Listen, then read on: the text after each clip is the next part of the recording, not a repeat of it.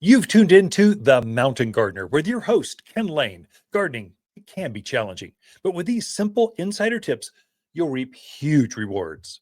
Now, let's tune into today's Mountain Gardener with Ken and Lisa. And we are back in the studio with Lisa Lain. She's a garden extraordinaire, has a lot of talent, beautiful gardens. And so I can't believe the number of tomatoes you are picking. Stop bringing those to the kitchen. There's mountains of them. It's ridiculous. It is. Cucumbers. We need more. We got to create a relish, a cucumber soup, something. There's We so need many recipes. coupons. If you have a good recipe for fresh tomatoes, fresh cucumbers, zucchini, we need some ideas. I love the jalapeno soup you made this week. It was kind of a just peppers and some zucchinis going in and some fresh herbs. Oh my gosh, my mouth's watering just thinking about it. It was so good. But that's the beauty of gardening. Yes, it forces you to figure out. I grew what this new Japanese Oriental eggplant. What do you do with those? Oh, here we go. Oh wait, I don't like eggplant. So you just kind of get creative with this. Kind of, how do I can this? What kind of leathers can you make with that? Right. What kind of, sangria can you make with cucumbers? You can do with mint and basil, or it's kind of fun to kind of play with those things. About that, but we'll see. Yeah. So what do you got for us? Well, yes, we are harvesting lots of things, but I also know we're kind of getting to the end of the season. It's officially fall now. Yeah. So I put together my fall to-do list. Perfect. I know you have yours. Yeah. This one's mine. I love it. Love to share it. I'll try not to jump in. We'll see how that works out. So first thing I recommend, and I do this every year and people go, oh yeah, I should have done that. But if you have a certain vegetable, certain tomato that you just loved and you thought it did really well, keep the tag or take a picture of the tag. Because I cannot tell you how many times people come back in and go, I bought it here last year. It was green. it had green leaves. It got up head high. It was red. Right. And I cannot tell you how many varieties of tomatoes, peppers, flowers, you name it. And I will guarantee you, I cannot remember all of them. Yeah. So just taking a quick picture of that tag or throwing it in a baggie and saving it. If you're not into digital, you can still save it. Everyone has a camera phone. It's too easy to go click. I got it. Yeah. So can I find it in my pictures later? That's the question. That's a good question. The other thing is, if you had like a container gardening combination that you really liked, like you put certain flowers together, certain colors, and you're like, oh my gosh, I love that. Take a picture of it because you will not remember next year what it was. So it just kind of saves you that time later on. The other thing to think about is where you put things this year. Ask yourself, did they do well? So did my tomatoes do good in this spot? Maybe you need to rotate things around the yard. It's always wise, especially with vegetables, to rotate things around, even flowers. Yeah. So just kind of taking some notes, taking some pictures can just save you a lot of aggravation next spring. I think the reason gardeners forget what they planted last year, I think we got to blame it on eggnog. It's a holiday season, something about, we've got the holidays coming. So you ended in fall, you're about to go with spring, and then I think eggnog gets in the way or something. Blanks your memory. Yeah, huh? It's just like erases stuff. I can't remember. Pull out those tired looking annuals. Yeah. They're just bringing you down. I know you want to wait till the very last second and you have the frost and get your money's worth out of them.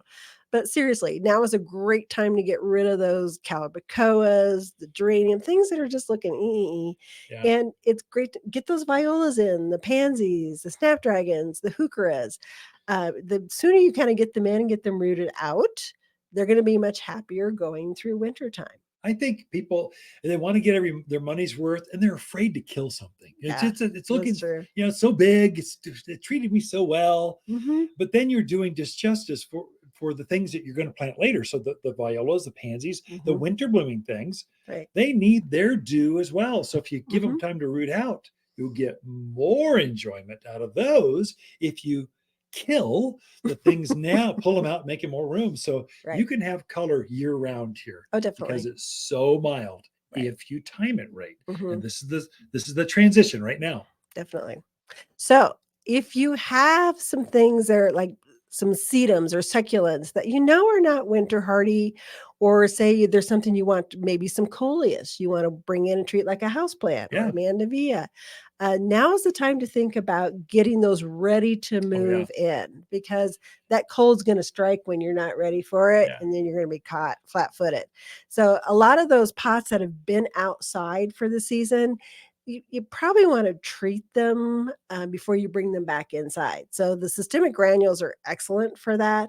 They'll kill off any insects that are hanging out in that soil. Yeah. The flies, those little gnats that love Fungus to hang gnats. around, the Yeah. fungus gnats. So you kind of want to get them treated and cleaned up so you can move them inside. Yeah. So a lot of people wait too long, then they find out a frost is coming, and they're Well, like, "Oh my it's god!" Halloween. Yeah. Halloween is our first frost. So you got 3 Mhm. weeks. You got some time. But it can By the hit early transition, too. if you just take that coleus and bring it indoors, you will be stunned at the crawly, creepy things that come out of the pot when you bring it indoors. Right. So I say trim it back so it's more house plant size instead Mhm. of patio size. Just get Right. it down to size. Spray the foliage. I would Mhm. say with triple actions organic Yeah, that's a spray, good idea. because there's things on the foliage and there's Mhm. things in the ground. Then you treat it with the systemic granules that'll go through the soil, killing off the Insects, the icky, creepy, it's like crawly. fungus You don't gnats want and them in your house. centipedes and I mean just all kinds of stuff are in there. Right. And then bring it indoors Yeah. before Halloween. Mhm. You'll be happy that you did that. You'll be happy, Definitely. and you know it. Clap your hands. You'll be happy anyway. Okay. So it's a good time to shape up. So those summer blooming shrubs. So the butterfly bush Yeah. that have kind of gone out of bloom, trim the blossoms off. You don't Yeah. want to do major pruning. Don't do that. But you can trim up your blossoms on some of the things, rows of Sharons, Yeah. butterfly bush. What are some other things that kind of You might be able to bloom? trim off the rosebuds and they'll Mhm. you got Keep enough blooming. time, they might actually bloom again. I mean, Right. it's not, that would not surprise me a bit, or it will hold on to that new flower bud through Mhm. all winter. Yeah, So it's trim true. back the rosebud, the spent rosebuds. Right, right. But don't do any major pruning, but just kind of cleaning them up, making Yeah. them look a little Give them a spiffier. haircut. Yeah, because they've done hard work all summer long. Yeah. They need a little cleanup. Also, think about where you want to put some evergreen shrubs in. I like it. So we look at so many of our yards are just blooming stuff or just deciduous stuff. So they're leaves right now, but they're going to be dropping those leaves in another month or so. And then you have a yard that just looks Naked. naked. Yep. So Bare. think about where you want to put those evergreens. We have some beautiful evergreen trees and shrubs in right now. It's the best time to look at those things because you're not going to get distracted by all the other stuff.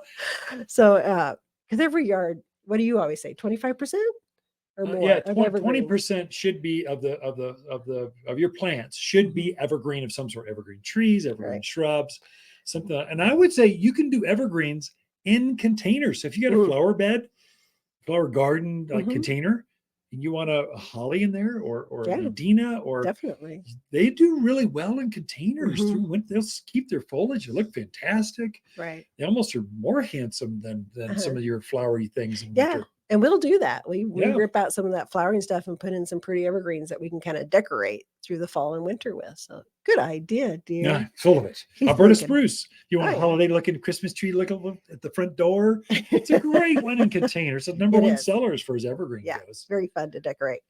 And also, I think, and this is one I know you mentioned, but fertilize. Yeah, can't say it People, enough. you People need don't listen. to fertilize. You know, where people come from different parts of the country, and I get it. You never really had to fertilize there, but you're not there Yeah. anymore. Yeah.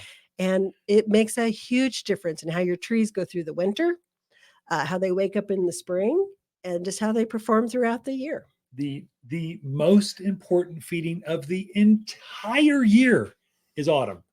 And you mark it by whenever you see the aspens turn gold or the maples turn red, that's your cue. it's time to fertilize. Mhm. The most important, you need don't use water soluble, use granular organic fertilizers, preferably bought from Waters Garden Center. But we make our own, but just use an organic granular food and it's going to be a game changer. Thank you, Lisa. Great advice this week. Excuse me, Lisa's guide to better gardens. Prescott Blaze Maple is the fastest local tree with brilliant red foliage. Prescott Blaze maples grow 3 feet each year. That's fast. Prescott Blaze Maples are perfect for patios or any place a shade tree is needed. We have a limited number of huge, instant Prescott Blaze maples. The maples are brighter in Prescott at Waters Garden Center.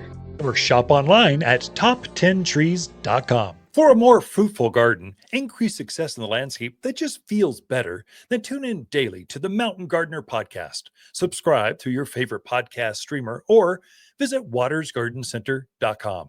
Better yet, visit me directly right here at Waters Garden Center. Thanks for tuning in.